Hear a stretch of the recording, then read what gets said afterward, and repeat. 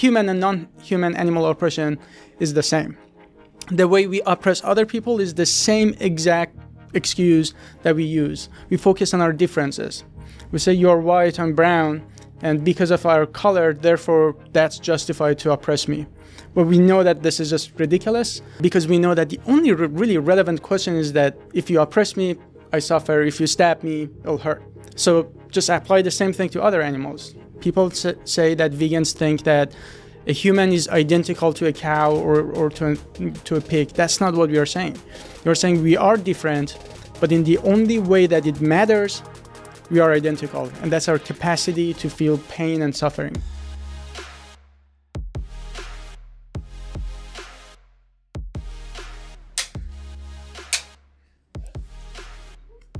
Okay, amazing. What the hell is up? We are back at it again with another episode of Jamie's Corner. And today, I have for you Dr. Harsini and Daraius. Hello, guys. Thank you so much for coming on. Thank you. Pleasure to be here. You can call me Faraz. Faraz it is, you guys. Today we are going to talk about everything from science, the correlation of science and veganism. We're going to talk about relationships, dating non-vegans. We're really going to get into it. So without further ado, I present to you Dr. Faraz Harsini. He is a cell physiology molecular biochemist. Biophysics. So basically that's studying proteins and how they're involved in diseases and human health. So basically, yeah, I did my master's on cancer research, and then I was fascinated with proteins because if you understand how proteins function, then you can understand how diseases form and how to cure them. And so is there any protein in a vegan diet? I mean, when I talk to people, it sounds like plants don't have proteins. It sounds like plants have feelings, but no proteins.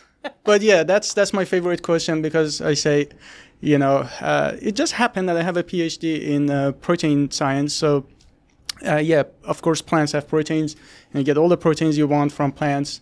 It's actually where it's originated anyways. But yeah, it's unfortunately one of the biggest myths.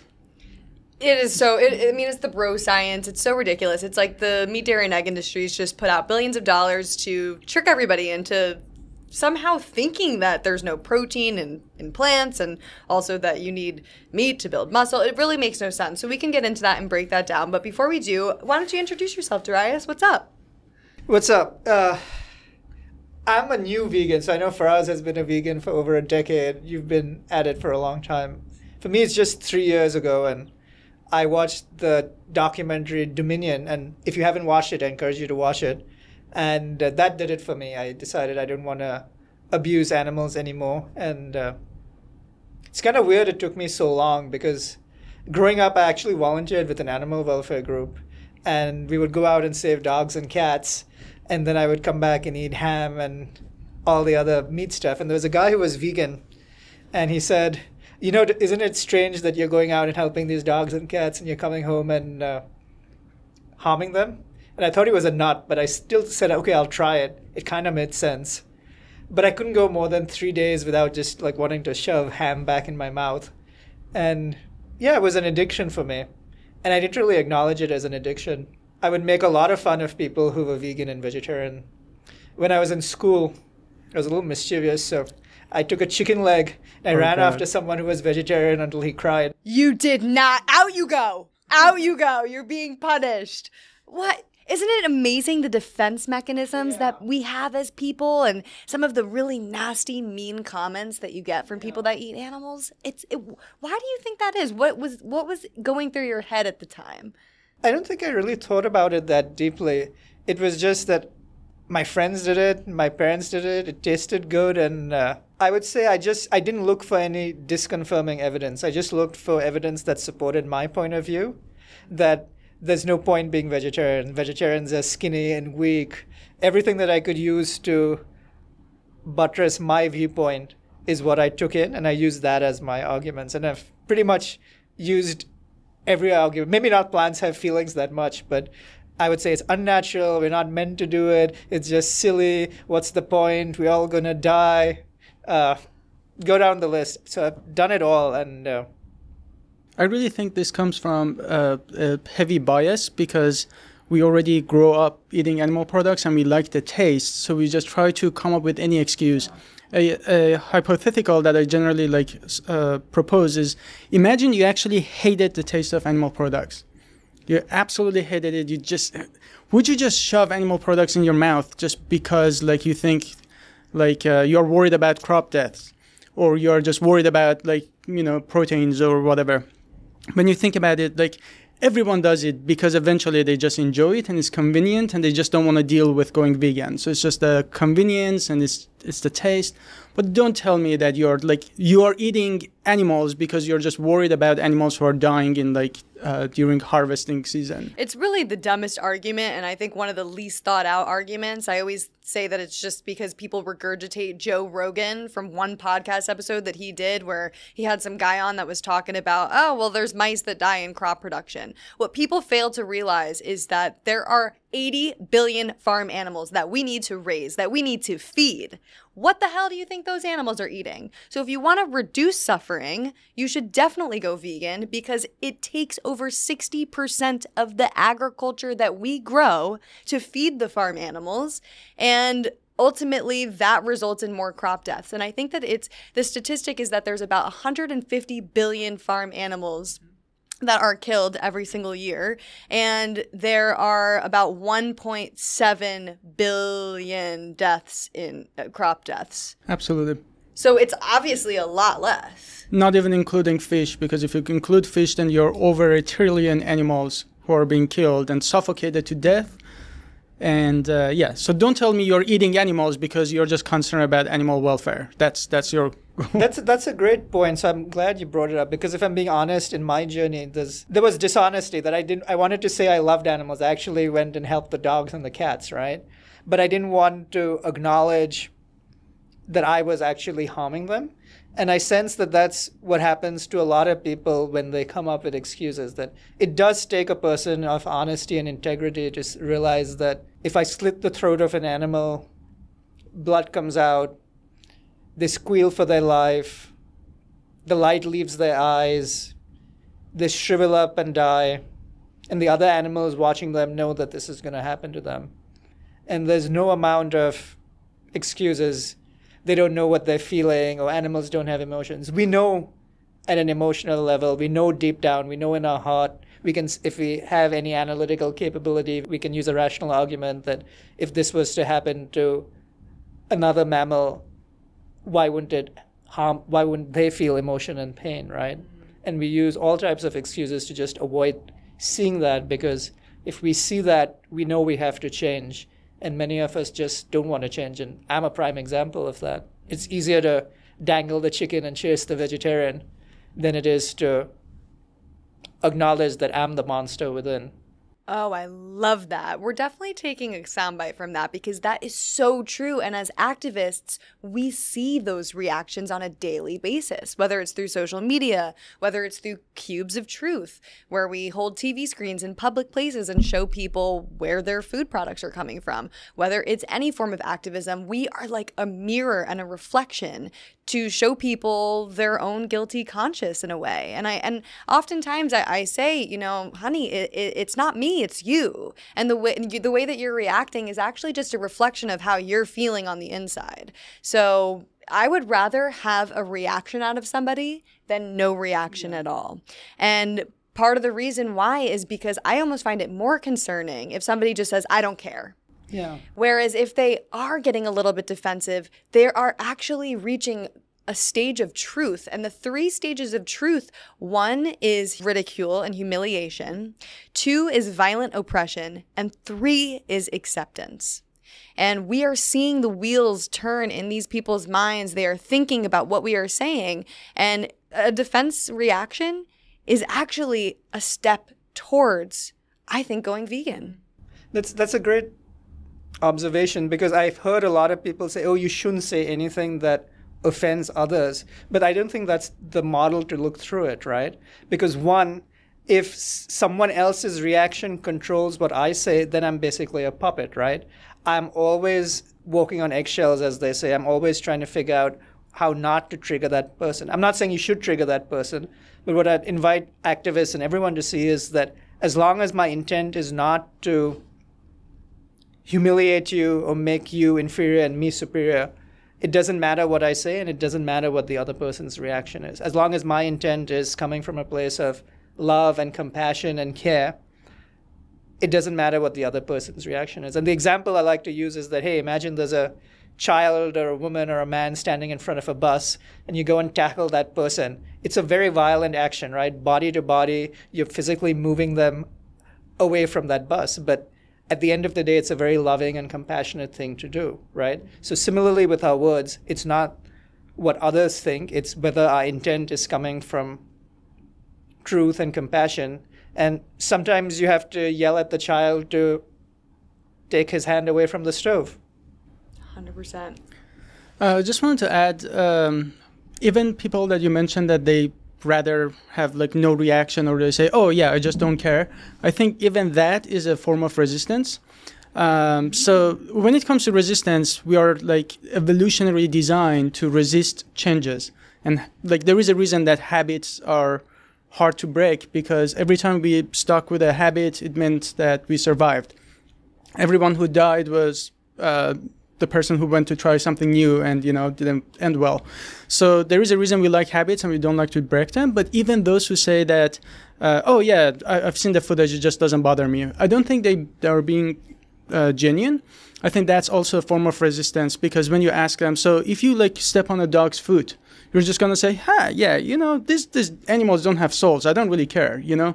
Are you going to do that, or are you just going to feel so bad that you literally apologize to a dog as if they can understand your words? I think everyone understands that animals can suffer, except that they just try to disconnect, because they know if they connect or if they tell me that they do care, they know what comes next, and I'm going to hold them accountable. And I'm going to say, you know, like you mentioned, they may get angry, and all I say is I'm a mirror. I'm showing that you say that you care for animals, but with your actions, you're causing this. And I generally literally ask them, what do you call a person whose action and values are not aligned? And they tell me hypocrite. I'm like, yeah, that's the honest. So you get that honest response and you tell them, yeah, I was a hypocrite before I became vegan, right? We all were. None of us was born vegan, right? It was inconvenient. I love taste of animal products, but at some point you just have to face it and do the right thing. 100%. And so what are you guys doing with Allied Scholars for Animal Protection? And talk a little bit about how you both met and these conversations that you're having. What are some effective forms of activism that you guys are doing today? Yeah, so I became vegan about 10 years ago when I was doing my master's, and I noticed that there wasn't any like resources for me to use for my when I was in the university. And I've been working for all animal rights organizations in the US, volunteered for all of them. And I noticed that there is a huge gap, and that's the fact that there is no unified infrastructure for animal advocacy in college campuses. So students don't have guidance, they don't have support. So that's what we are providing them. And at the same time, we are trying to help them to go find careers that can long-term change the system. Because when you think about animal advocacy, you are always like, should we focus on individuals or should we focus on the system? And I say both. But you change the system by changing the individuals. Individuals who are passionate, who then use their careers and what they learn in universities to change the system. So our goal is to put these vegans in the position of power, at the same time help other non-vegans to go vegan. And I also see a lot of vegans who just think about it as a diet, and they may not necessarily understand the urgency. So we are there to say, hey, whether you care about the environment, animals, health, you know, antibiotic resistance, anything you ever care about, the best thing you can do with your life is to dedicate your future to promoting veganism. And so why this cause out of everything? I mean, you come from an immigrant background, and so do you, and you're also a minority in many other ways. You're gay. Like, why this issue? Why animal rights? That's a great question. Generally, I speak about this for like an hour, but I try to make it really quick. But yes, I am gay, and you know, I can't actually go back to my country because I'm gay. I've been in protests. I almost got killed in human rights activism that I did back in Iran. But something that occurred to me was that I was always talking about, feminism, human rights, LGBT rights, everything. But at the same time, I was consuming dairy. Now you tell me, is there any industry that is as abusive as dairy to females of other species? So here I am talking about like human rights, consuming dairy, and it never occurred to me. So that's one reason that I think the root cause of animal oppression, human and non-human animal oppression, is the same. The way we oppress other people is the same exact excuse that we use. We focus on our differences. We say you're white, I'm brown, and because of our color, therefore that's justified to oppress me. But we know that this is just ridiculous. We are morally advanced that much. Because we know that the only really relevant question is that if you oppress me, I suffer. If you stab me, it'll hurt. So just apply the same thing to other animals. No vegan. This is the biggest problem that I see. People say that vegans think that a human is identical to a cow or to a pig. That's not what we are saying. We are saying we are different, but in the only way that it matters, we are identical. And that's our capacity to feel pain and suffering. But I just want to touch on the other aspects. So I've spent years designing drugs for cancer, for inflammatory diseases, for pandemics, COVID-19, influenza. Every disease I ever studied came back to animal consumption, right? So I was just so tired of spending resources and time and money on coming up with temporary solutions, bandages, instead of addressing the root cause, which is animal consumption. Absolutely. I think you really said it all. It's this idea that, because there was a fire at the dairy farm in Texas that killed 18,000 cows, people are saying, we should just instill more protection against fire. No, look at the root cause. If we just freaking milked almonds, we wouldn't be having this issue in the first place. People just keep trying to make something bad good. And it just makes no sense. It constantly results in some type of problem. It results in death. It results in people we're going to be seeing more pandemics in our future, our environment. There's so many different issues. So I guess talk a little bit about what you guys are doing with ASAP and how people can get more involved and why you think targeting college students and outreaching to universities is effective and important. Yeah, I answered the last question first because it's the most important one. Why college students? Or that generation for that matter, because they have the power. These people are going to become the future advocates, future politicians, lawyers, doctors, and they can then use that passion to change the system.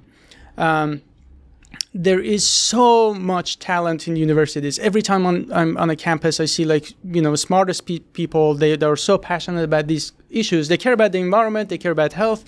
They care about animals. They just don't know about veganism. They don't know how much power they have.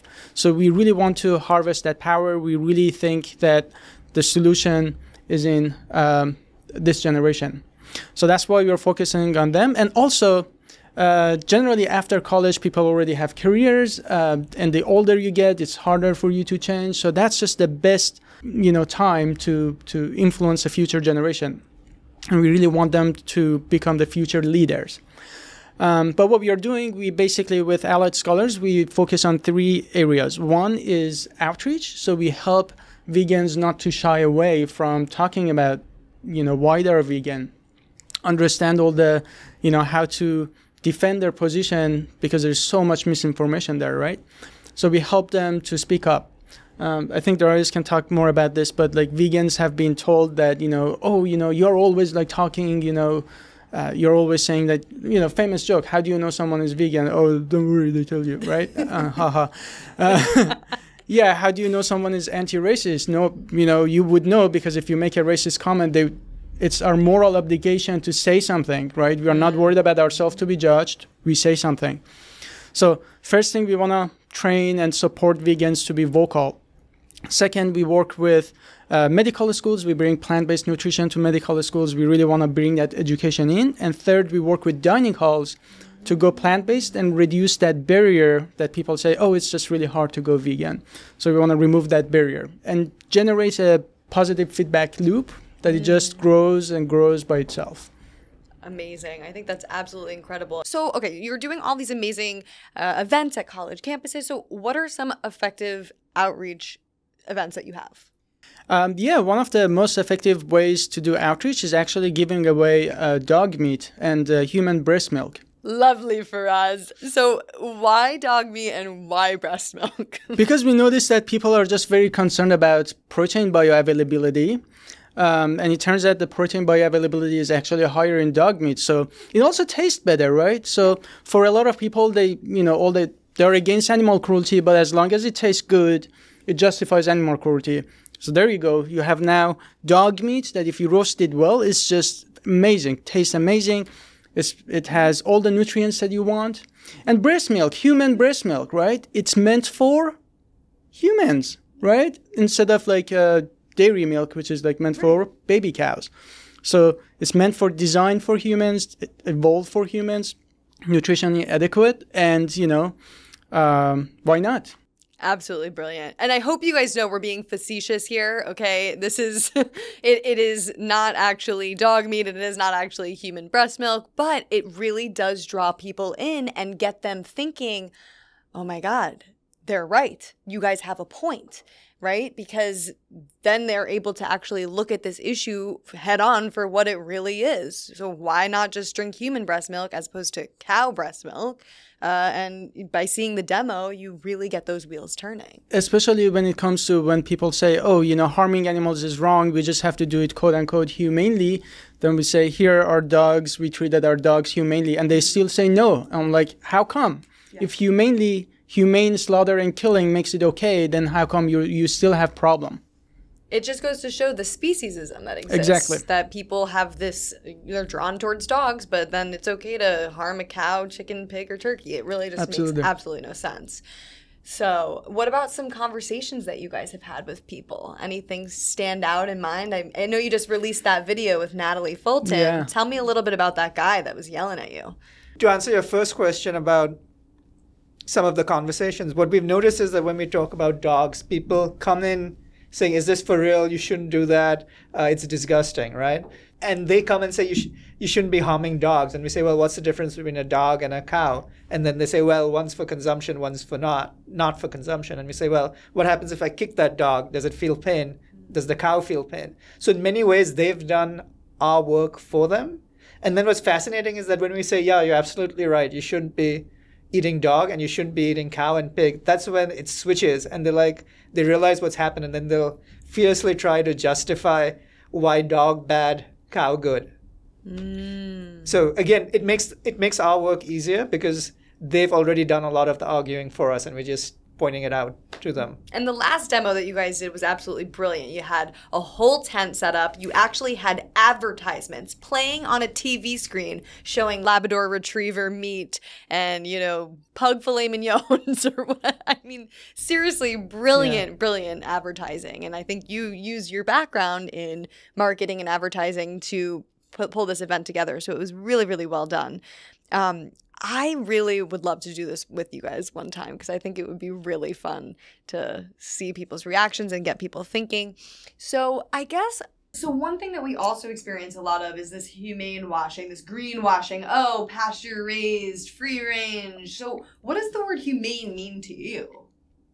That's actually what I ask people because you're absolutely right. I think that's one of the biggest problems with our movement. You go to any grocery stores and you see all these labels, free range, cage free, humanely raised, certified this, certified that.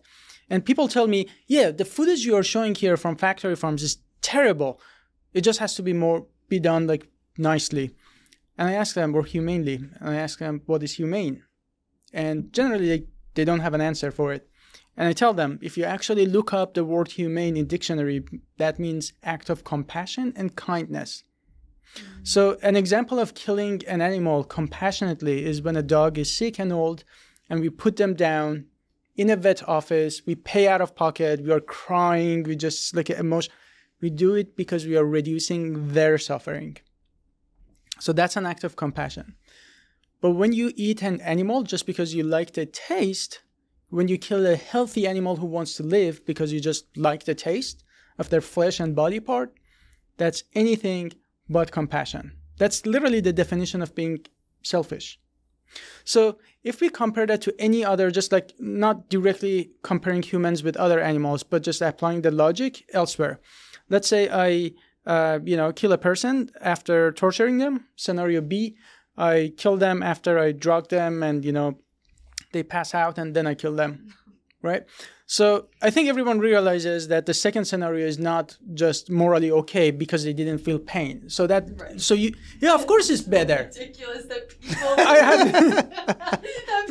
even come up with these scenarios. Like, you really are trying to make something, you're calling something in a slaughterhouse humane? What the That's where I'm getting at, that when something is inherently wrong, such as murdering a person who didn't want to die, even if I remove the pain from scenario, it doesn't automatically become okay. Is it better? Yeah, it's better than torturing someone, but is it right? Still wrong, right? So instead of finding a better way to do something wrong, why not just doing the right thing and not killing animals in the first place? Absolutely. And people should ask themselves if they would want it done to them before they then go and say it's okay to do it to another individual. Absolutely. And if you wouldn't want it done to you, then likelihood it's not as humane as you make it sound. I'd also add to this, so companies do a lot of consumer research. And what they know is that people don't really want to think that they're responsible for killing animals, right?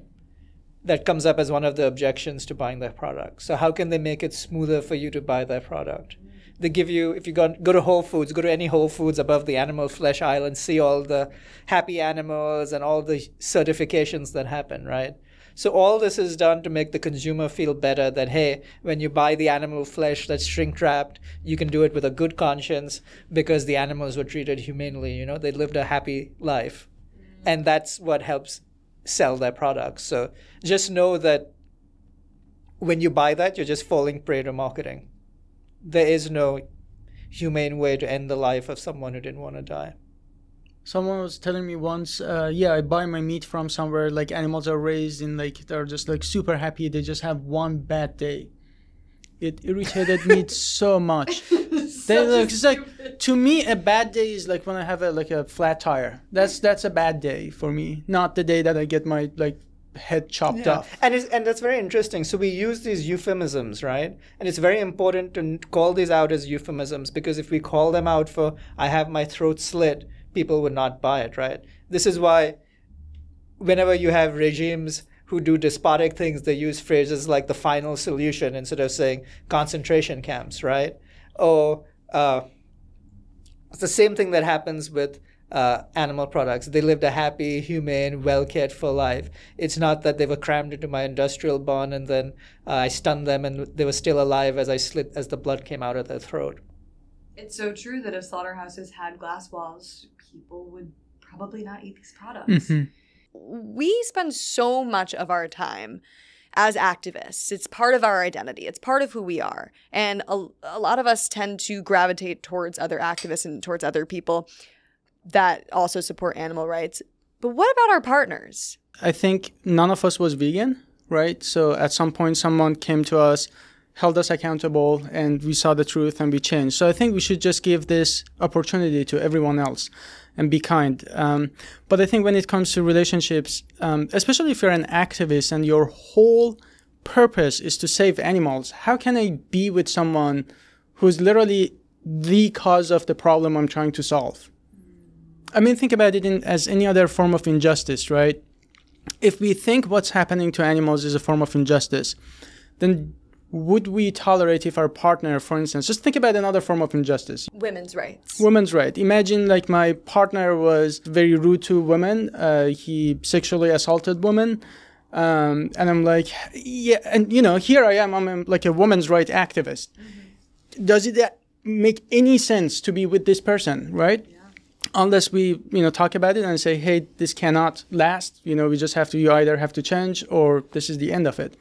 So I think, but the problem is that it can only go two ways. One is the activist feels awkward and they feel silenced. They feel like they can't really freely talk about animal rights issues with their partner.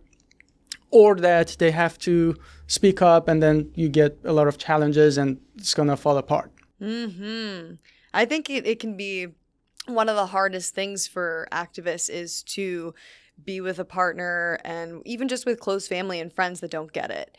And for the first year of dating my boyfriend, he was not vegan. And it did cause a lot of issues. It was really hard to be on the same page when we first started dating. And I decided I would give him time, and I didn't want to force it down his throat because ultimately I wanted him to go vegan because he believed it was the right thing to do, not because I am forcing him to. I didn't want him sneaking cheese behind my back, you know what I mean? So I set my boundaries from the very beginning, and I said, listen, I don't want to see it. I don't want to know about it. If I smell it on your breath, you are not getting a kiss goodnight. You know, this is disgusting to me, first of all. And of course, you know, this is what I'm fighting every day to end. And he was very, very respectful of that. And I think within those couple of months, he took the time to do his own research and learn about it. And he understood it was not allowed on the table. When we went out to eat, he ordered vegan, and he was fine. And that's, I think, the only reason that it was able to work for the first year. And then my birthday rolled around, and I said, hey, babe, I want you to watch Earthlings and Dominion. Both of them, back to back. Love that. And he did. And he was bawling his eyes out. I mean, he was really, really impacted by those films. And if you guys that are listening haven't watched them yet, it basically just shows you the standard practices of how the animals are killed and what happens in the dairy industry, what happens in the fashion industry, in cosmetic testing. It really goes through every single industry pretty thoroughly. And he watched those, and he was like, I gotta change. And he did. And it's been 2 years since that. We've been together for almost 3 years. And he gets it now. He's not an activist, but he is not contributing to the issue, which, thank God. That relationship wouldn't have lasted long, I'll tell you that. I love the way you did it, because what I've noticed is, yeah, it's fine if someone is not vegan. We all were not vegan, right? We all abused animals. It's fine to take a few days, a few weeks, a few months to investigate. But if you're in a relationship, and I know many people like this, where for years the other partner is thinking about it, and I'll see, and making baby steps, you know, like the 50-year-old man is making baby steps, that's just internal dishonesty. He's pretending to give you a little bit, knowing that that will get you off his back. And I loved what you did, that this is very clear. I'm not going to kiss you if I smell animal flesh on your breath. And this is for everyone who's in a relationship with someone who consumes animal products. What does it do to you, or how does it make you feel knowing that you don't eat animals because you know what happens to them, but then you're living with someone who abuses them because he or she doesn't want to, prefers the taste, the sensation, the bodily pleasure, and then comes and kisses you and that smell wafts into your mouth? Is that something that makes you feel proud of being with that person? And I know it's very difficult to talk about these things, but what I'd encourage people to see is, I disagree that it's actually hard to be in a relationship with non-vegans. I think it's actually, if you're an activist or you know why you're vegan, it's very easy for you to be in relationships, because you know that if I'm not abusing animals, just as Faraz said, I wouldn't be in a relationship with a racist. I wouldn't be in a relationship with someone who's sexist. I'm just not going to be in a relationship with someone who continues to eat animals. Again, the phrase is continues to. Do your research, look into it, but if at some point you're choosing animal flesh over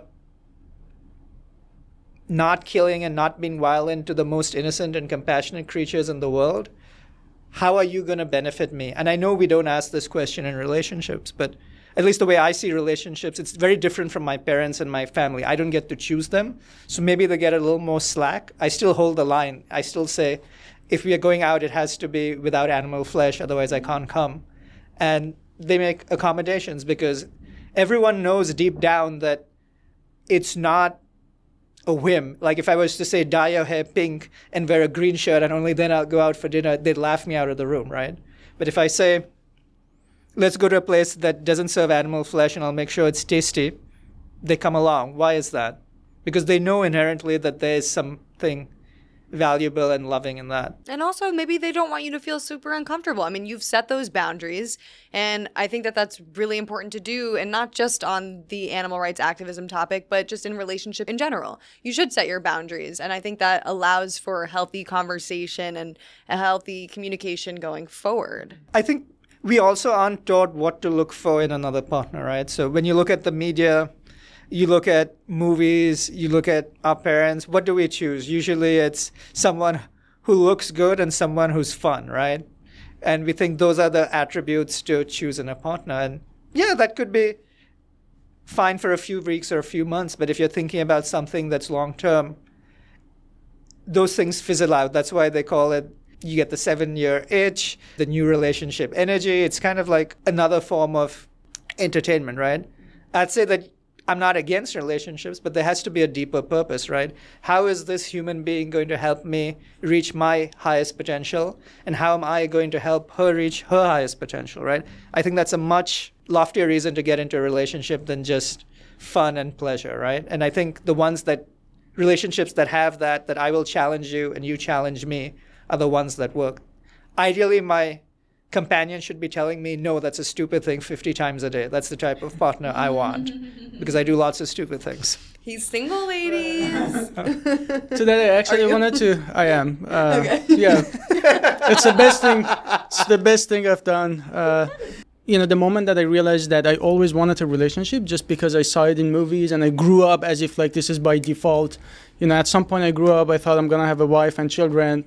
Then I realized, well, I'm gay, so it's just naturally not going to go that way. And then I was like, do I really want a family and all of that? I'm not saying like what's best for everybody, but for myself, it was almost like coming out experience, which was one of the most freeing experiences in my life.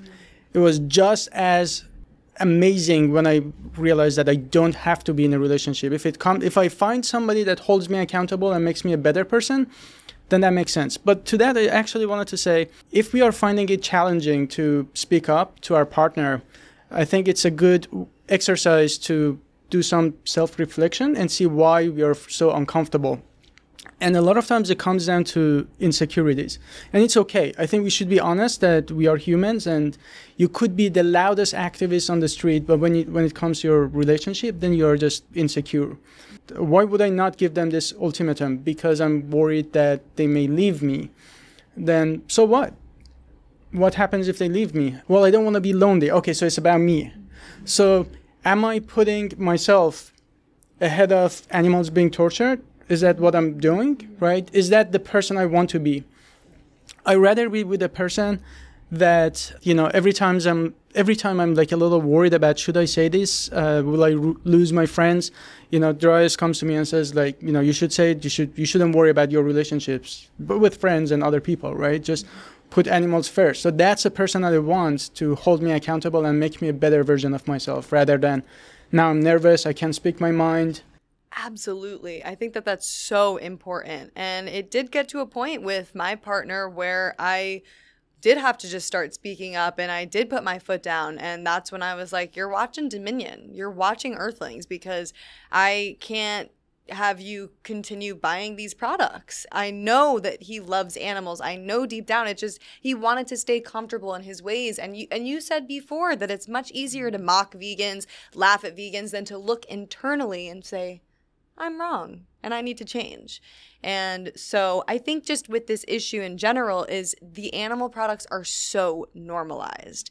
The people that we're talking about, our partners, our friends, our family that aren't vegan, they go into grocery stores, there's animal body parts everywhere. They go into any restaurant, there's animal body parts and secretions everywhere. They turn on the TV, animal body parts and secretions pop up. It's everywhere. So it's like they probably are just able to turn things off in their mind and say, oh, well, if it's everywhere, how could this be so wrong? If it's so widespread, how could this be so bad? And it's just easy for them to continue eating these products. I think it comes to that social aspect of it.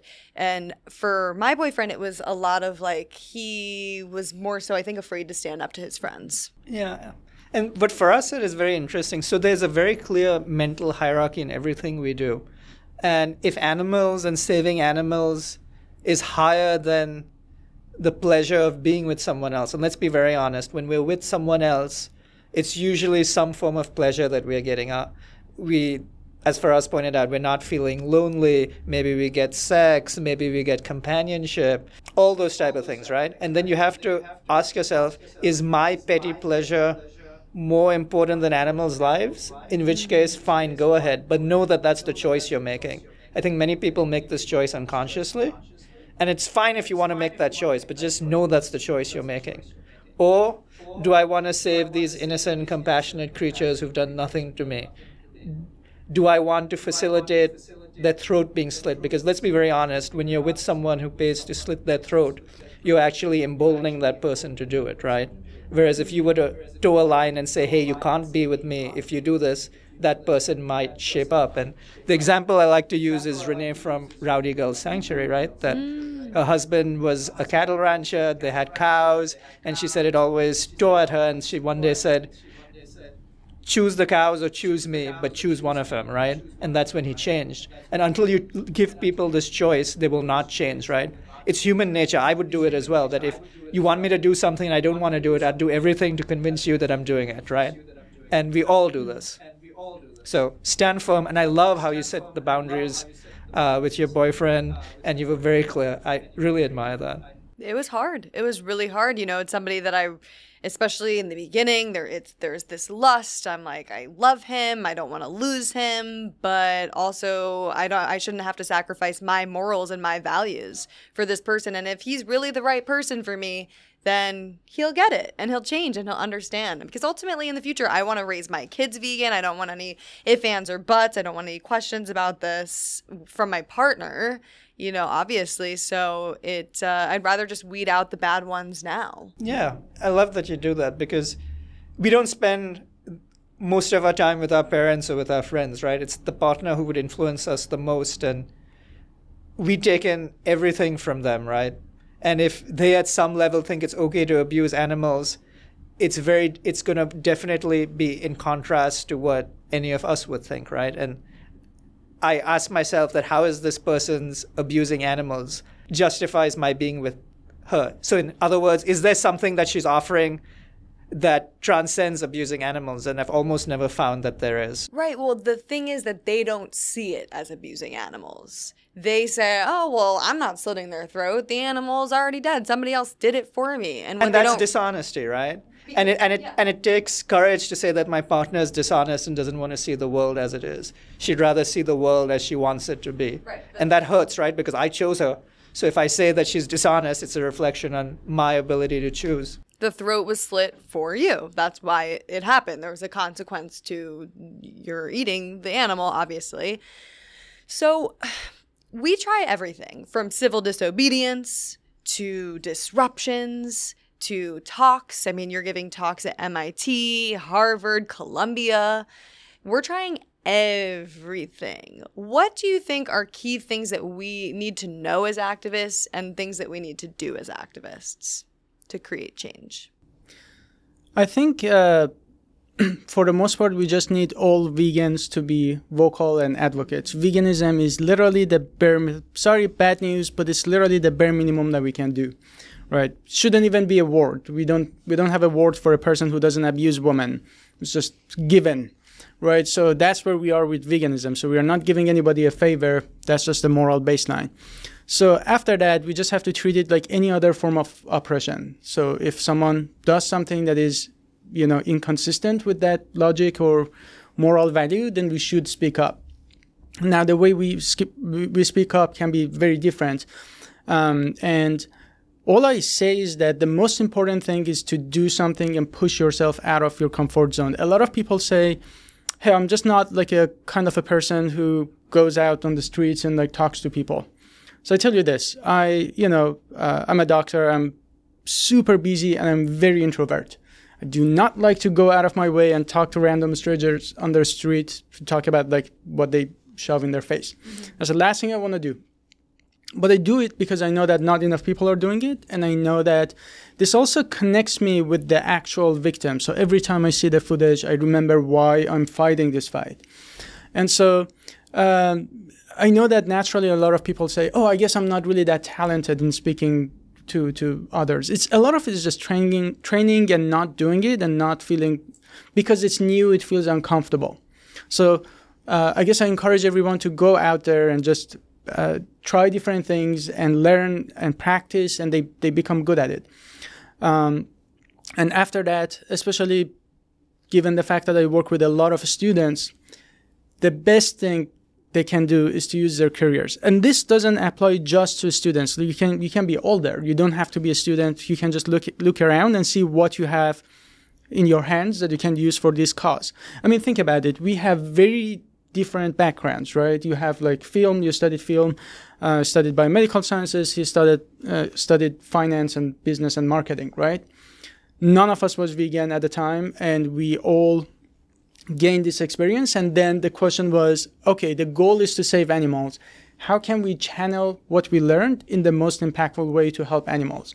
Now you're making podcasts. I'm doing medical education in universities. I'm working with, academic and scholars, and so does he.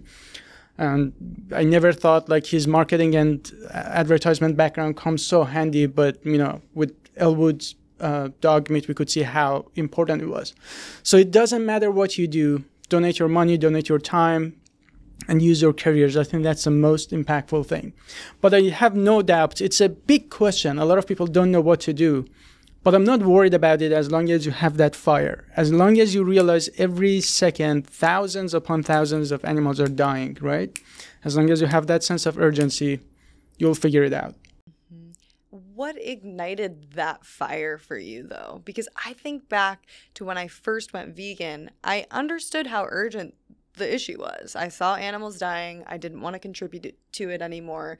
And it really obviously upset me, but I wasn't an activist yet. So what was it for you that made you switch to become an activist? I think for me, the overall question was always, how can I make the world a better place?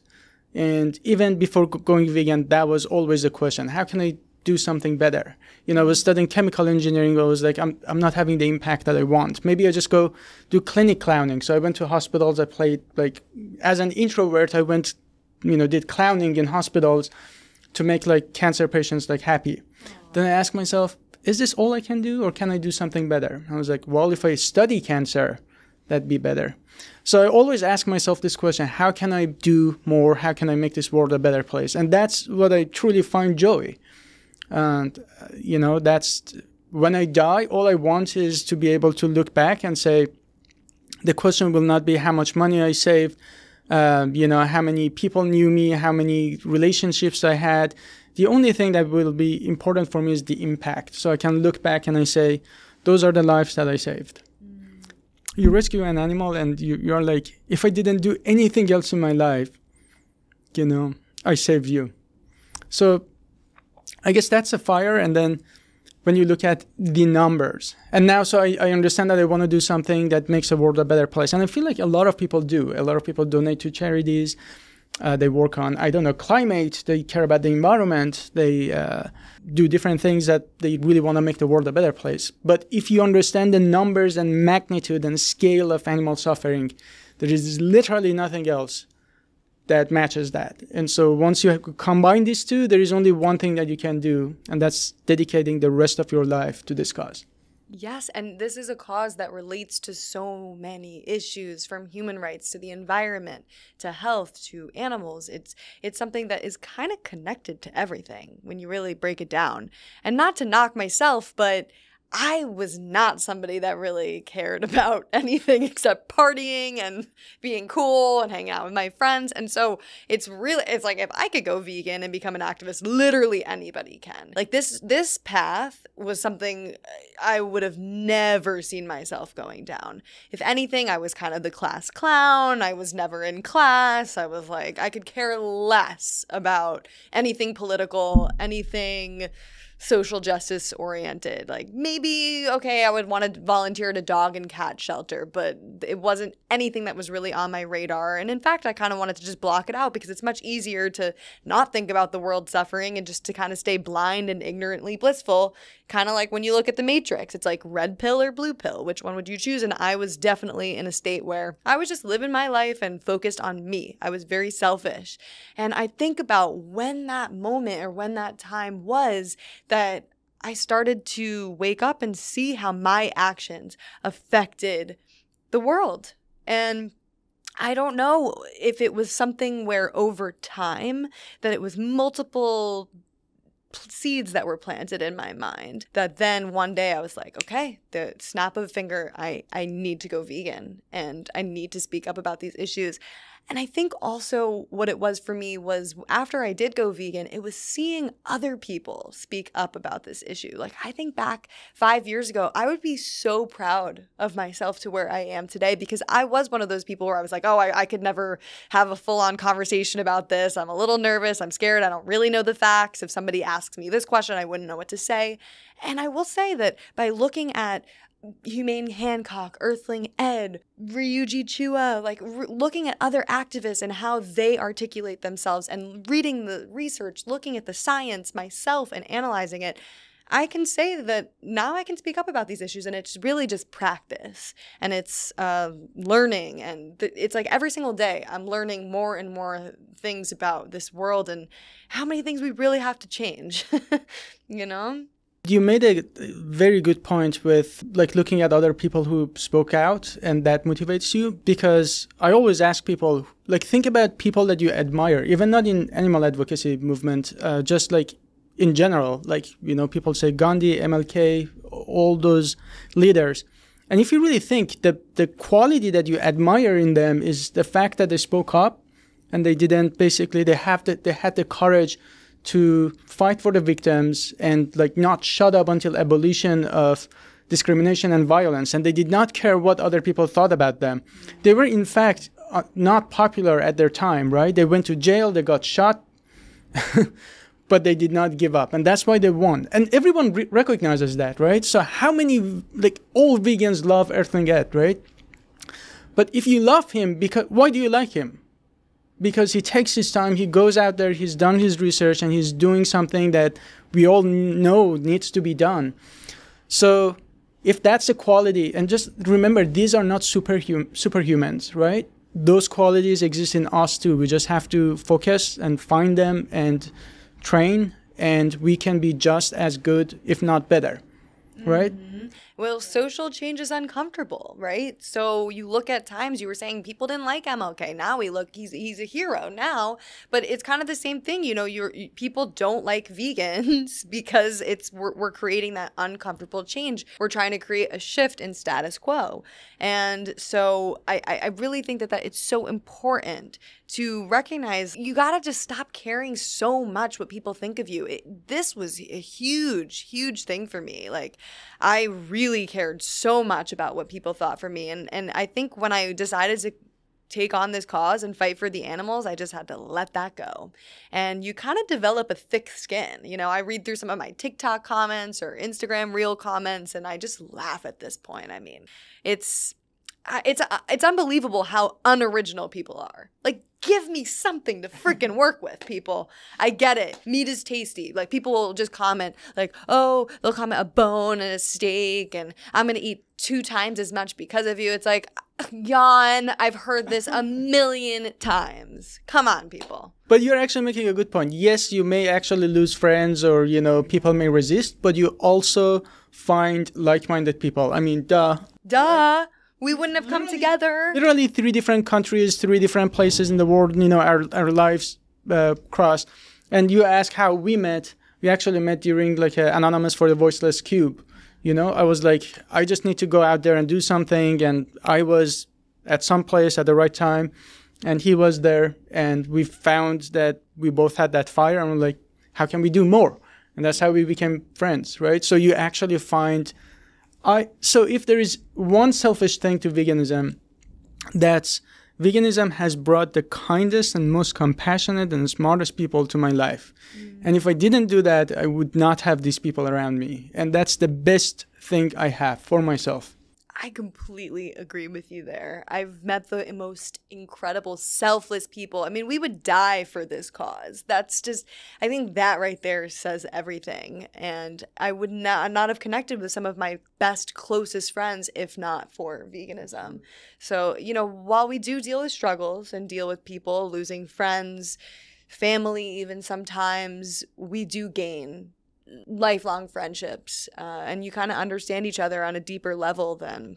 I think the way to look, at least the way I look at it, is the pain from people not liking me or people being smarky and snooty more than the pain of knowing that if I don't speak up, these animals will die, or the pain of knowing that I wish I could speak up, but I'm not going to do it because I worry about what people care about me. And for me, it's always been very easy that the pain that would come from not speaking up and say what was true is far more than the pain that comes with people being snooty and snarky. And when I'm on my deathbed, what am I going to really think about? Am I going to think about, I'm so glad I was friends with her and we went and watched a lot of movies?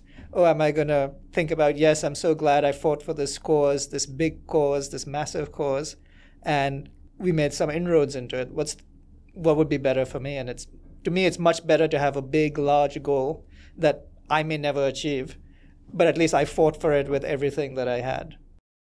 Absolutely. I love that. Can I give an example to this? Please. So I was hosting a Halloween party in my house. For the record, I hate parties, but this was a community that I was really trying to connect with. He likes them. Just with like-minded people. Exactly. But no loud music. But anyways, so so the most people in this party weren't vegan, and the person who was like actually organizing the party himself wasn't vegan. So he offered to have like vegetarian pizza in the house, and I was like, nah, let's have it vegan. And he was like, it's expensive. I was like, I pay for it. That's fine. And then I wasn't like strong enough to just like clarify that no animal products in my house. And he ended up there. And because of that, I never also dared and had the courage to talk about veganism more because I already gave up, right? And after the party, I felt like shit. I felt like I always talk about veganism, but I let my values down.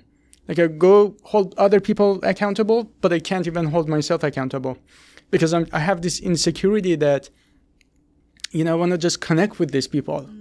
Who the fuck are they? Like, why am I letting my values down? Why am I putting animals lower than just some temporary, relationships, friendships, right? And after that, I felt terrible. It was painful to just look back. And I promised myself that I would never put myself in that position again. And Daraius actually helped me. There was a similar event. I really politely said, hey, can we just go somewhere that is vegan? And, I'll buy the dinner. And if not, I still really want to meet you, but we can just go for a walk. But I just can't be somewhere that, in front of like animal products. And that worked. I think that the way that you did it is awesome. I think by offering another option, by saying either I'll pay for it or we can go somewhere else, we can go for a walk instead, or I'll pick the restaurant, we can go there, I think are all really, really good solutions. I go back and forth with this issue all the time. Is it going to be more effective for me to sit down at a table where there are animal products there so that I can talk to people and answer questions and show them all the delicious food that I'm eating? Or is it better almost as a form of protest like the Liberation Pledge to just not go at all? And I will say this flat out. After a Thanksgiving back in 2019, cried the whole time. I was devastated. I had gone to a slaughterhouse earlier that morning and saw turkeys, and then I came to my family's house and there was a turkey on the table and it was extremely uncomfortable, and I pledged, I was like, I am not sitting down at a table where there are animal products. And it did leave me in situations that were difficult, because at weddings I would just have to like wander around venues while people were sitting down to eat because I wouldn't sit down at the table, or I missed out on a lot of different family events. And what I realized is that people stopped inviting me places. And it was really difficult and hard. I mean, to a certain extent, I just said, oh, I don't care. Like, I would rather not be there.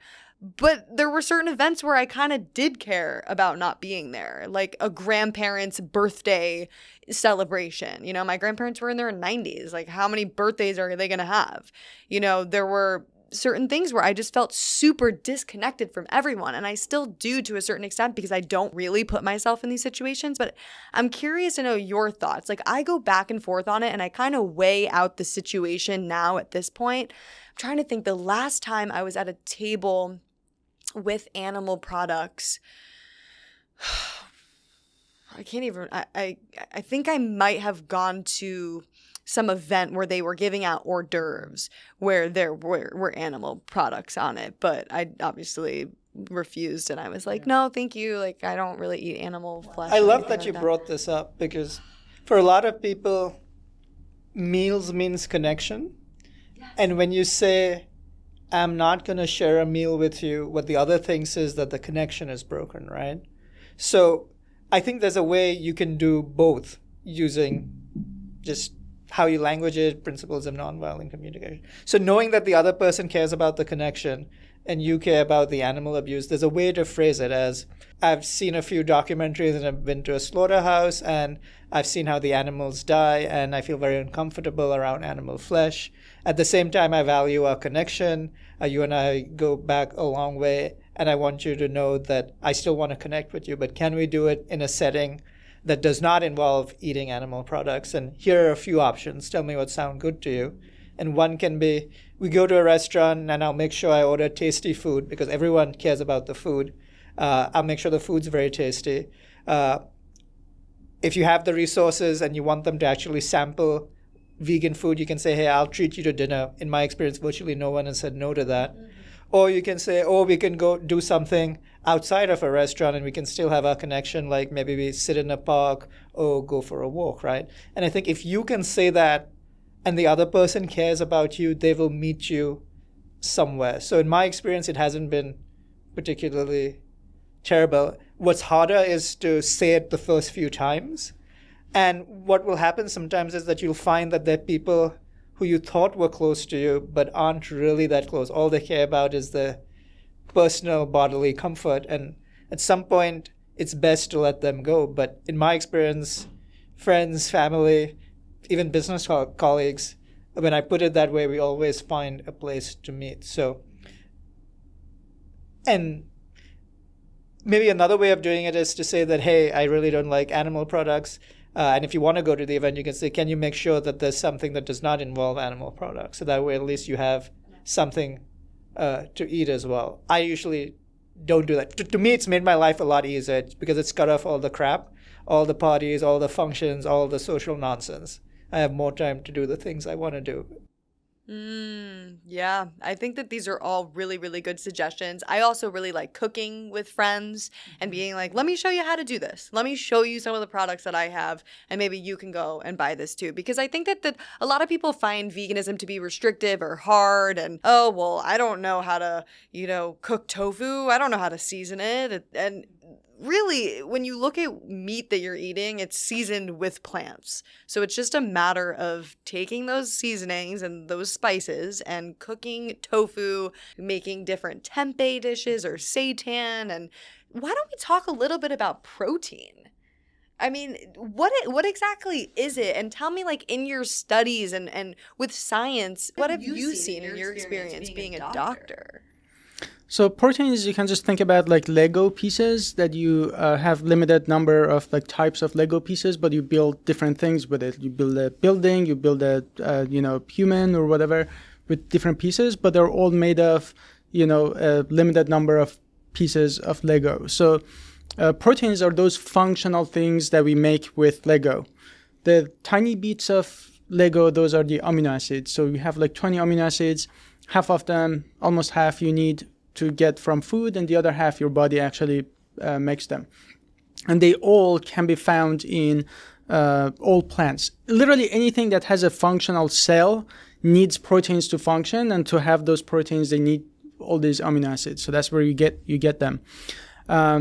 And people talk about bioavailability all the time, but that's really not a concern. Or they talk about complete protein. You keep hearing that. All the time. That's such a bullshit definition, because first of all, it suggests that plants don't have complete proteins, which is not the case. Soy actually, even with that bad definition, soy still is complete protein. And complete protein, what it means is not that it's lacking. If something is not a complete protein, it doesn't mean that it doesn't have like one of these amino acids. It just means that the ratio is a little lower, the ratio of that amino acids. The only way that you would eat plant-based diet and you wouldn't get enough of one of these amino acids is if you just ate rice, like nothing else, no variety. It's just like crazy. No one lives like that. Like, you have to try really hard. And I always remind people, what is number one cause of death? Heart disease. Heart disease. It's not protein deficiency. Like, it's not, it's heart disease, cancer, diabetes, right? All of that. So it's just, when people just argue like these problems with veganism, like, bro, have you looked at the top causes of death? It's not like B12 deficiency, right? So it's just very dishonest to just bring all these arguments without even knowing that, okay, complete protein, here is soy for you. You know, next, give me next. Batter up, baby. Come at me.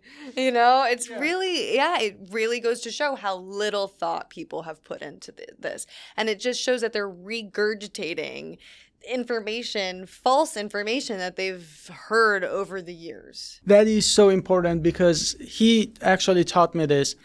When people say, oh, veganism is very expensive, instead of me just going and ramble for 10 minutes and say it's not, I'll just say, what do you think is expensive in a plant-based diet? And they're like, I don't know. I guess I just heard this, right? Or I was in a conference. I literally go to like biophysics conferences to tell other biophysicists that instead of working on all these diseases, the root cause is here, animal consumption. And some biophysicist came to me and said, well, we are basically, carnivores. I was like, how so? And she was like, well, I guess I don't know. I just heard it. Right? That's how little people think about it. And you would think scientists with PhD do better, but no. I mean, you hear, what was his face? Neil deGrasse Tyson, he was like, oh, plants have feelings, or vegans kill plants, or like the level of dishonesty. Because I always say intelligence does not fix cognitive dissonance. When you're not connecting these two dots, you can be the smartest guy in the world and still not acknowledge these problems, as if like vegans have never thought about this. Well, it really also goes to show the little education that a lot of doctors have had in nutrition. And I remember when I first... How much do you think it is? 18 hours, I think. 0. 0 hours. They take no nutrition, no prevention medicine education, unless it's offered as like elective or like a seminar. And that's exactly what we are trying to do with allied scholars, to bring like people like Dr. Clapper, Dr. Milton Mills to medical schools. We work with PCRM, Physicians Committee for Responsible Medicine, things like that. But yeah, sorry. I would just add one more thing. So imagine you're marketing animal flesh products, so chicken, beef, turkey. One of the few nutritional things that those products have is basically protein, right? You can't say, hey, this will prevent heart disease. Hey, it's like fiber, it's going to clean your insides, right? The only thing you have to go with is protein, right? Which is why you market it so aggressively on protein, because you can be challenged or you have nothing really to go on with anything else. Right. It's like, oh, here's a load of saturated fat and cholesterol for you. Yeah. Here's parasites. Here's, a freaking pandemic. Yeah, with milk, like there is so much emphasis on like calcium and protein. I'm like, yeah, Coke has potassium. It's like drinking, milk to get calcium is like drinking soda to get potassium. Does it have potassium? Yes. Is it the best source of getting your potassium? Probably not. No, and dairy is actually very acidic, so it leaches calcium from your bones. And there's a study that shows that groups that consume the most amount of calcium actually have the highest rates of osteoporosis, which is bone fractures. Which is crazy to think. I'll never forget when I was first trying to go vegetarian. I was around 13, 14. I saw a livestock truck on the highway. I was kind of disturbed by it. And I just remember thinking to myself, I want to dabble in vegetarian, whatever that is. I didn't even know another vegetarian really at the time. This is 10 years ago.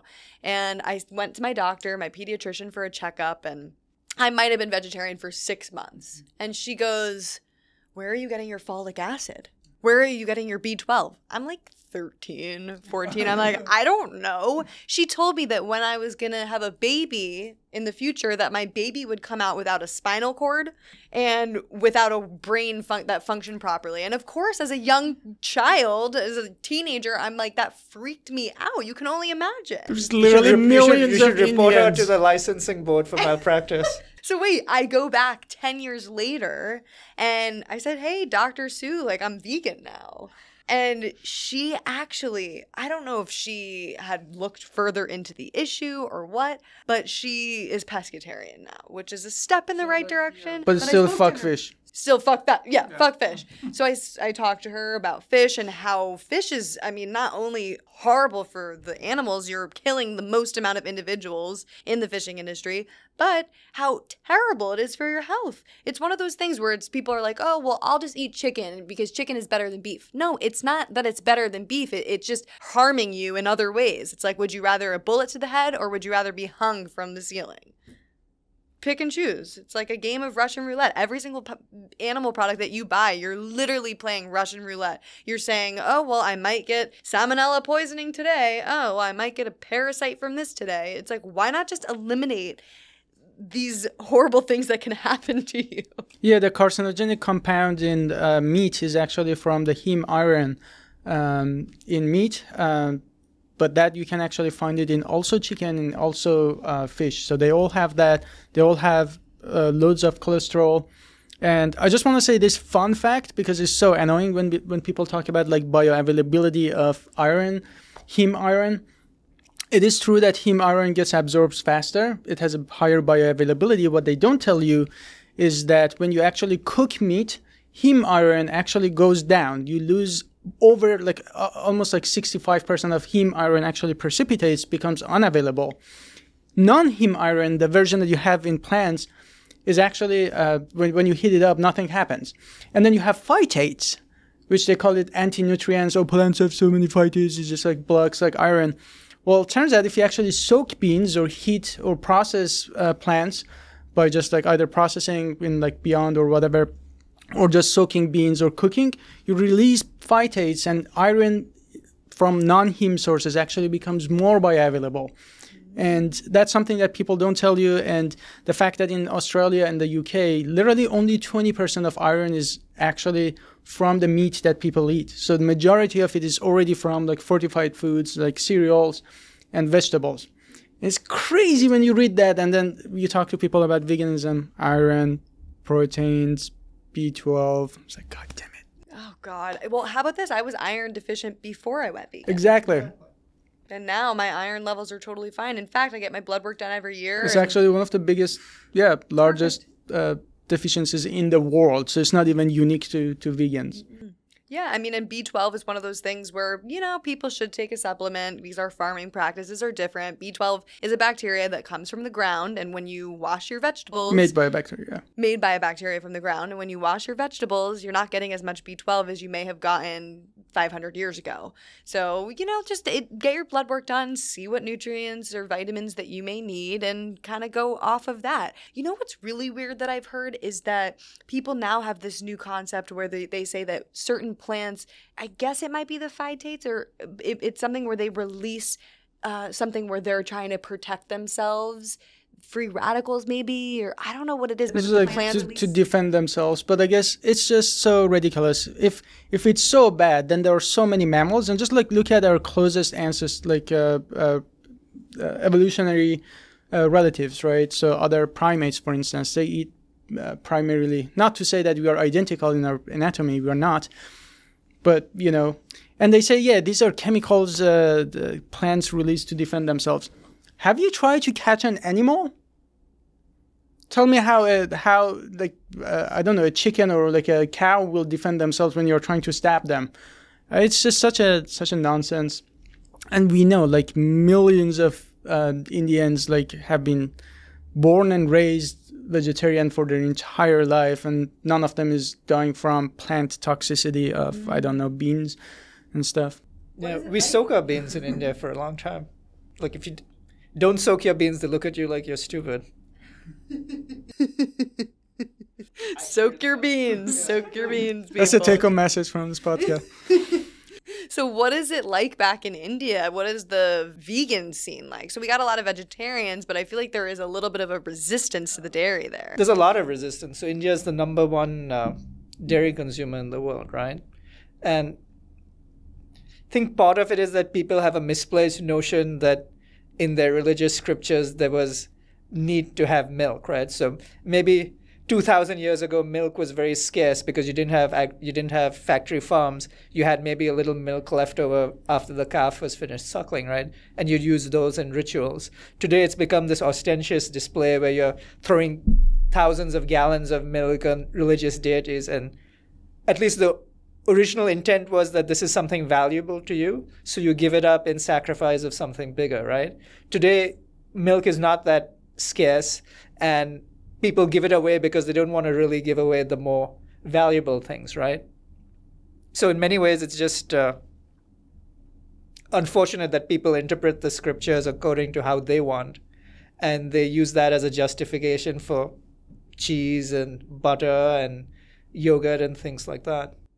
So I have a few people that comment on my social media saying, I'm from India and we have a cow in our village and the cow is allowed to have the baby and we just take whatever excess milk comes out of that cow. How would you respond to something like that? So I don't know who your friend is, but I'm pretty sure they're not going with their cup and getting the excess milk. They probably live in a city or village and they're probably buying Amul or Mother Dairy, which are two of the largest milk brands, or they have some guy coming with a big container of milk. The way it works there is the same way that cows don't produce milk. They're artificially impregnated. Someone sticks their hand inside her and releases semen. Then they steal her baby. The calf is sold. This is in India as well. And it's exported for its veal. So remember, if you're vegetarian and you say you don't eat beef, but you drink milk, you're contributing to beef production. And then they make the cow go through that same cycle and again and again. So it's not how it was 2,000 years ago.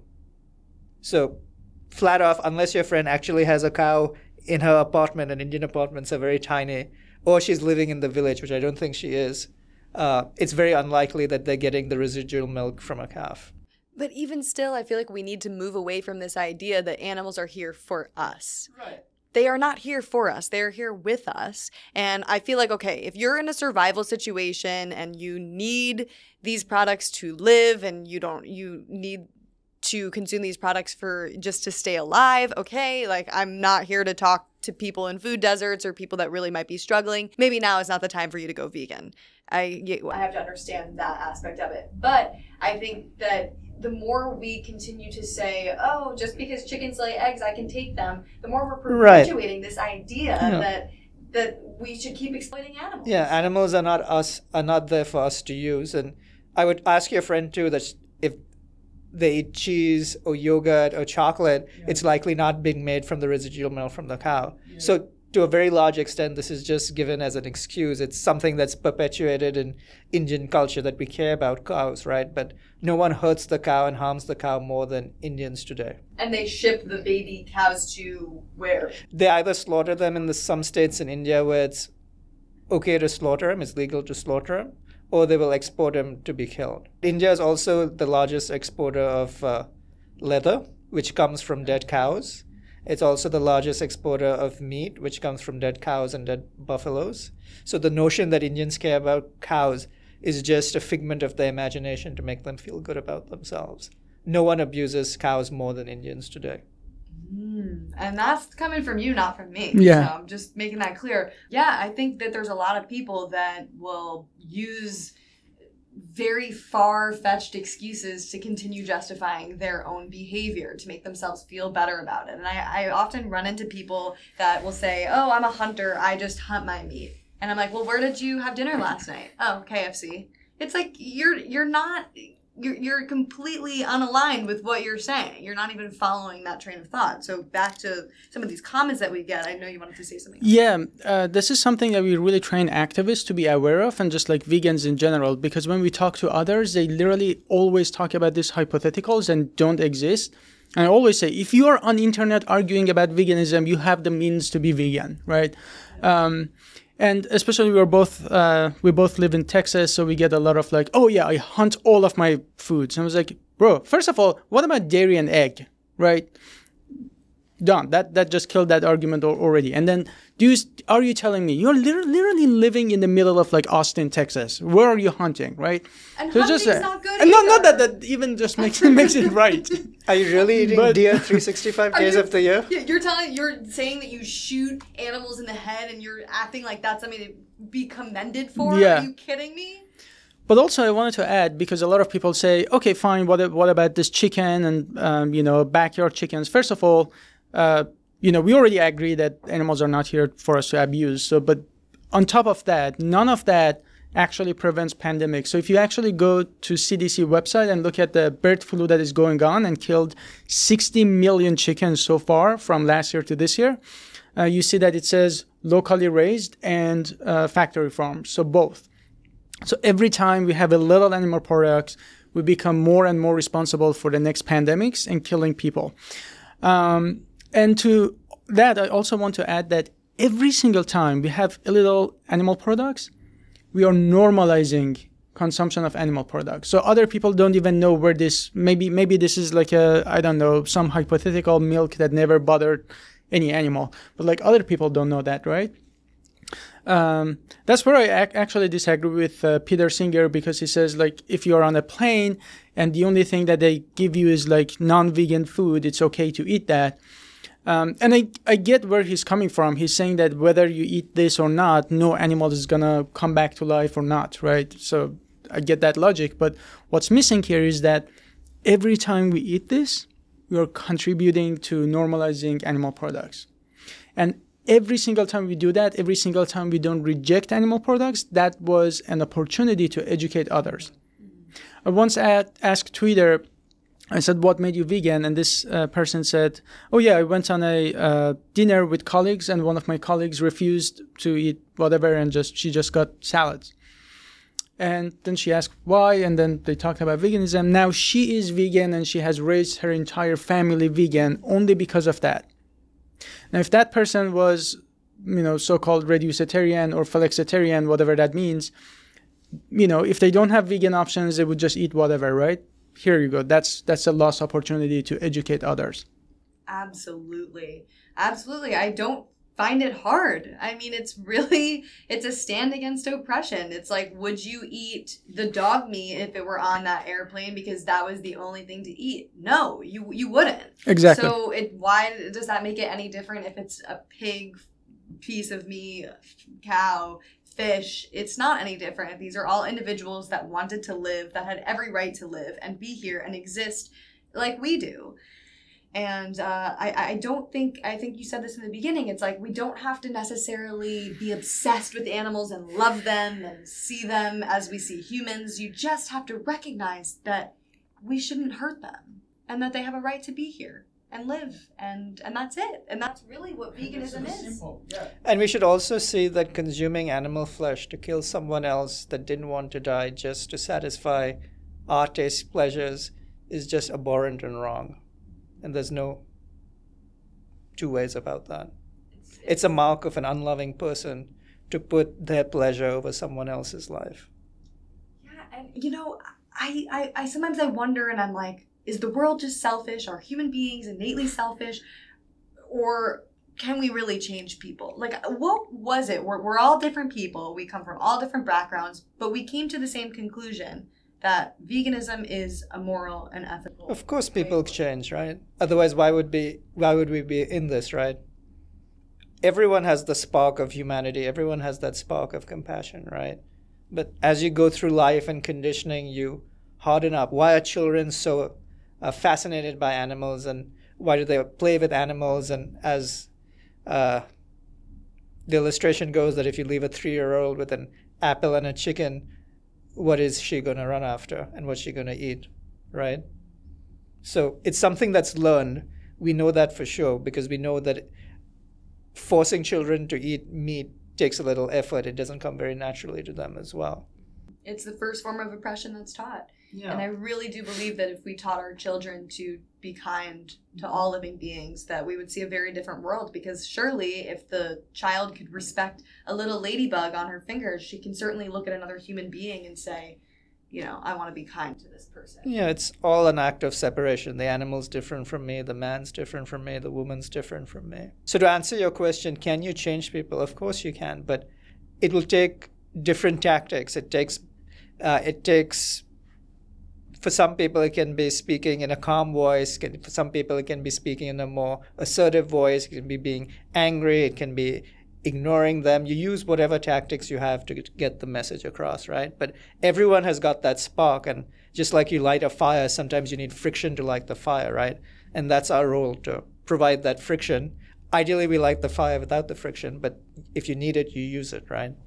All forms of activism are necessary and needed. I was actually just talking to my friend about this on the way here. She was like, why do you think disruptions are good? Like, don't you think people just get mad with that? And I said, disruptions can be extremely effective, especially when targeting corporations, especially when tackling fur and other issues. It really gets back to headquarters and creates impact and creates change and gets people thinking. But mainly, it's like, how would you want somebody speaking up for you if you were dead on the supermarket shelves? I would want somebody screaming on the rooftops and being like, this is wrong, this is really messed up. So I really think we need to try every different form of activism, from education to AV cubes to speeches to film to art, and really just targeting whatever it is that somebody has within them and what can be sustainable. Because for a while I felt like I lost myself. Like, I was going to slaughterhouses every week. I was really sad. I was depressed. It was like the first thing I thought about when I woke up, the last thing I thought about before I went to bed. And I wasn't me anymore. And I had to somehow reel that back in and say, okay, how can I make this sustainable so that I'm here in the long run and so that I don't burn out?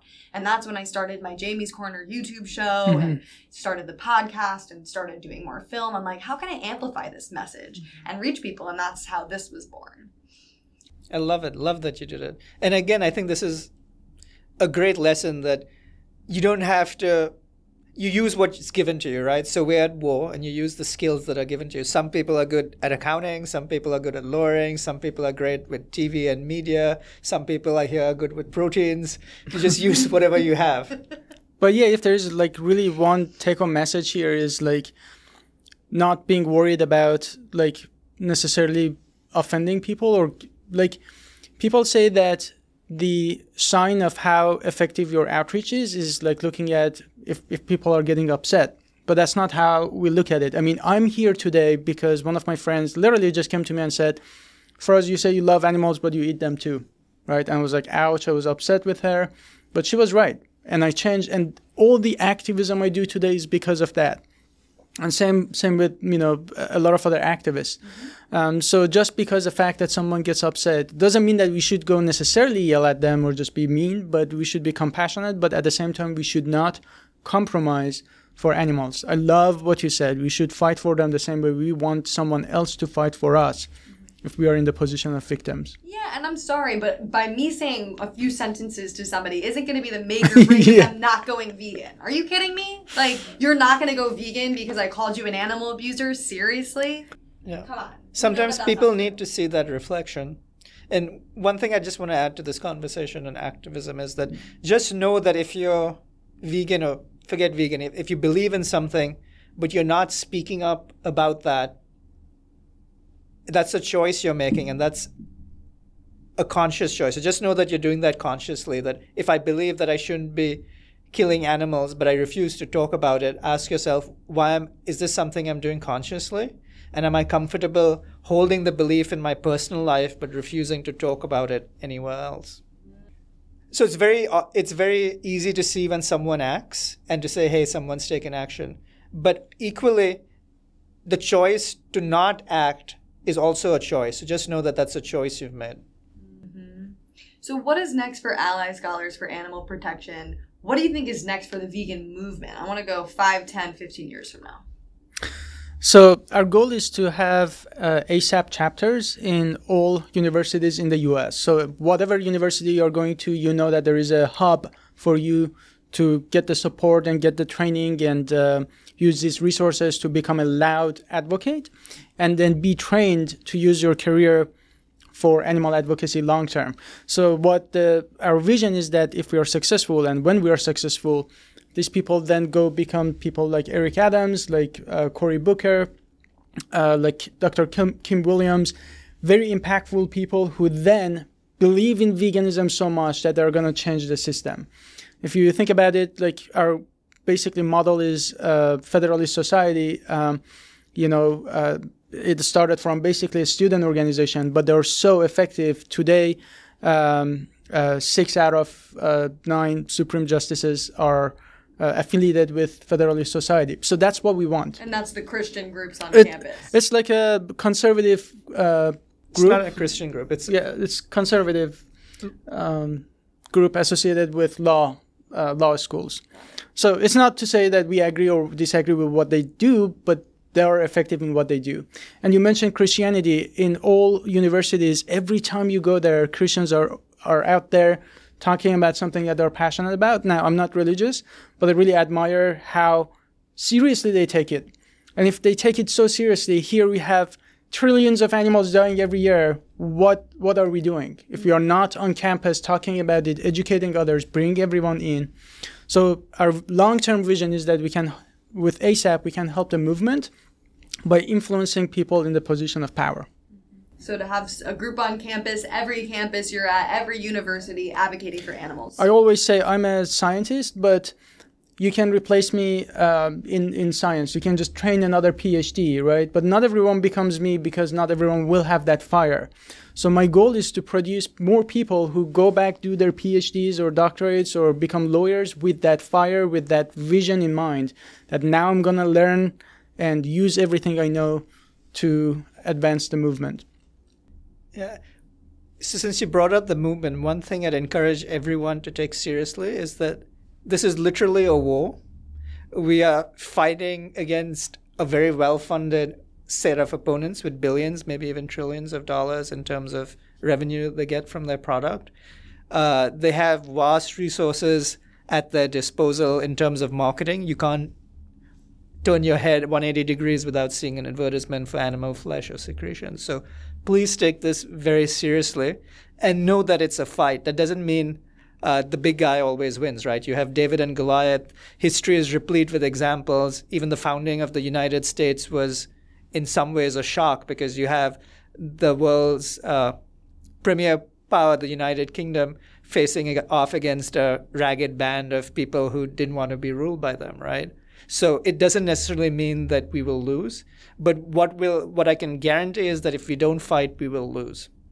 And what I mean by it is that it's very fashionable these days to say, oh, I shouldn't judge, but that's just nonsense, right? Everything we do in some levels is a judgment. What shirt I wear today? What do I choose to eat? Do I want water or juice? Which college am I going to do? What am I going to name my children, right? Everything we do is a judgment. And people who say don't judge don't really understand how the human mind works because it's designed to judge. What I want to point out is that choose rightly or judge rightly. So of course you should judge, but make the decision, use discretion, and judge rightly. And when you know that something is wrong, you should be very vocal about it. You should not hide behind, I'm not going to judge. And we're absolutely going to win because no injustice can last forever. And we're moving into a time where technology is advancing. We have lab-grown meat coming into existence. Cultivated meat. Cultivated meat is a better way of putting it, coming into existence. And I really do think that it's one of those things where if we do lose, the planet dies and we all die. So that doesn't really sound great to me. So why not just all move towards a more sustainable? And you're right. The stakes are high that if we lose this, I think we're the closest we've ever been to destruction, right? And a lot of it is coming from the way humans consume. humans consume animals, humans consume natural resources, and until we fixed this deep sense of unfulfillment that gets humans consuming, I think we're doomed as a species. And from nature's perspective, the moon shone when there were dinosaurs. The moon will still shine when there are no humans. So no one's really rooting for us unless we root for ourselves as a species. Beautifully said. But I also wanted to say that we don't necessarily need the entire world to become vegan to win, right? If you look at, like, not the entire US was anti-slavery. We literally went to war. Like, that's how much the other side resisted. But we went to war and we won, right? The entire population wasn't, unfortunately, gay for LGBT rights, for gay marriage to become. Like, that would have been wonderful, right? I'm all for it. Listen. I still go with my Unfortunately, that wasn't the case, but it was a minority that, had the fire, had the passion, and fought for it. So we don't necessarily need the entire population. We just need a group of dedicated people who understand this urgency. Mm-hmm. And even if the world doesn't go vegan, it's one of those things where they'll still be able to consume cultivated meat, cultivated milk, and still enjoy all the same products, except instead of slaughtering an entire living animal, you just grow a chicken wing. Yeah. Okay, so we'll move towards that for sure. I think that is the future. And also, we have amazing plant-based options too. So I guess, where can people connect with you? What's the best way to reach both of you? Pimp yourselves out. I'm generally very easy to connect with, but the best way is alliedscholars.org. That's our website, but people can connect with me on Twitter, which is just Dr. Harsini, Dr. Faraz Harsini. But in general, if people Google me, it's really not that hard to connect with me. And I'm always there to help fellow activists, fellow students, literally anyone who wants to take a step to make this world a better place. If there is anything I or allied scholars can do, we are there for them. And you guys know the drill. I am at It's Jamie Logan. Also, It's Jamie's Corner. You can listen to the podcast on whatever streaming services, Spotify, Apple Podcasts, Anchor FM. Where else can you listen to it? Google Play. Wherever. I'm really bad at marketing this. I really need to get better. But I have to say, when I watched your first video from AV, it was just so fun, and you were just like not shying away. Yeah. At the same time, you had that smile on your face. I was like, how is this happening? She's saying the most serious things. She's not compromising for animals, yet she has this like big smile and just like laughing about it. It was the best combination. I was like, that level of seriousness and passion is like really what I want to see in more people. Yeah, well, it's like step into my office, draw me with a smile, and then hit him where it hurts. Go check out Allied Scholars for Animal Protection, and check out the podcast, rate, review, like, subscribe, whatever. Really appreciate both of you coming on the podcast, spending time with me. We had dinner the other night, which was absolutely amazing. So it's really an honor to know both of you and to fight this fight with you. Same. Likewise. Thanks for having us. And I love your passion and just how I was really shocked actually to see how vocal and how passionate you were, because I haven't found a lot of activists like you, and especially women activists. So I love that you're a great model for all of them. Thank you, and thank you. Right back at you guys. We all have our role in this movement, and I'm honored to fight alongside all of us. Thank you. And thanks for listening, guys. Until next time. Bye.